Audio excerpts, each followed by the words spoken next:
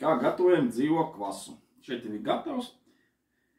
Izmantojam vispirms parasti no oksimela, ja? Nokāršana. Tas ir stāvējis jau no rudens.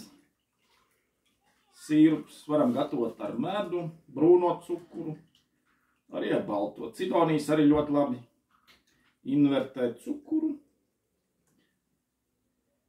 Un šeit būs lūk šāds smuks produkts, oksimels, ja? Sīrups, kuru mēs šķaidām, piemēram, glāzē 10–20%. Šobrīd ar bēres sulām ideāli tādu varam dzert, ja? Ir šāds te. Šis, protams, ar skujām būs garšiem bišķi. Un, lai pagatavotu dzīvo kvasu, piemēram, tagad, jo tā izēviela mums ir piesūkusies, kā jāsaka, ar cukuru, saldvielām visādām vēl, ja. Un izmest ārā varam vēl liederīgi izmantot. Vai nu tīrā veidā, vai arī pielikt kaut ko nopirkt tur klāt, ja. Apelsīnu, vēl kaut ko. Šeit piemēram.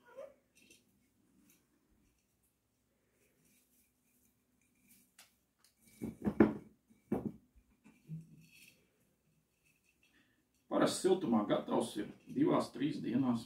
Nu, tur jāskatās, lai neizveidojās jau pa skābu.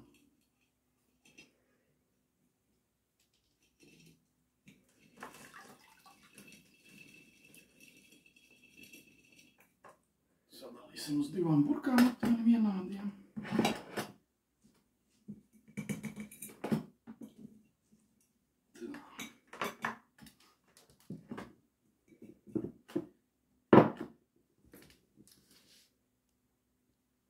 Varam medu, nu te parasti brūno cukuru arī izmantojam. Uz burku parasti, nu ja vīnogs, tas cidonijas ir skābāks, tāpat līdz 200 gramiem. Šeit ir mums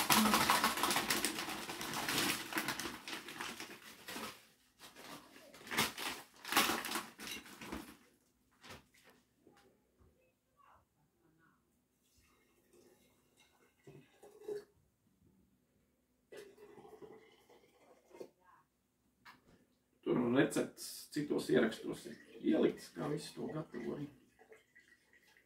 Kādi senāki video arī.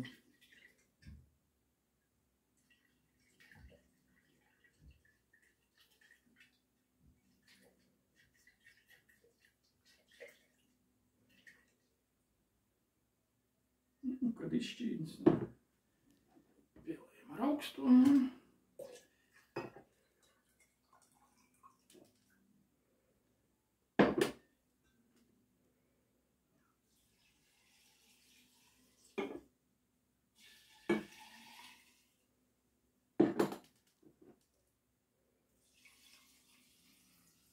Nu, pēc tam pielēsim pilnu burku, protams. Kā ieraugi izmantojam medaus. Te, piemēram, tagad tas ir daudz vienkāršāk, ja. Tāds var tur Lietuvā pasūtīt, arī Latvijā ir līdzīgi. Rīgā tirgojās arī veikliņā šī ierauga. Šos ieraugus mēs paši varam gatavot. Te jau, piemēram, viņš jau no vairāk kā pusgada tiek no šī pavairots arī. To mēs tablietē pieliek tikai klāt. Jau dažādi veidi tās baktērijas arī būs. Nu, pārsvarā tās etiķskābās, kas ir. Nu, 2–3 dienās būs gatavs lūk šāds te jau dzīvais kvass. Nu, protams, viņu labāk ir izlietot, nevis tur turēt, jo tad viņš tur var pārskāps un jau būs vairāk uz etiķa puses. Ja, tā kā vēsumā liekam, kad ir daudz maz liepojums gatavs, kā jāsaka. Tā kā lūk, kā mēs varam izmantot vēl šie liederīgi no oksimela, kas paliek pāri. Ja.